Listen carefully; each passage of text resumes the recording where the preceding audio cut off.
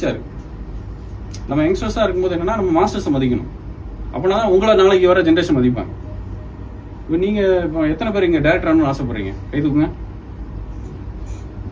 இன்னும் 3 பேர் தானே. மற்றவங்களும் என்ன பண்ண போறீங்க? 4 பேரா? மற்றவங்களும் படம் பார்க்க போறீங்களா? நீங்க என்ன பண்ண போறீங்க? என்னப்பா?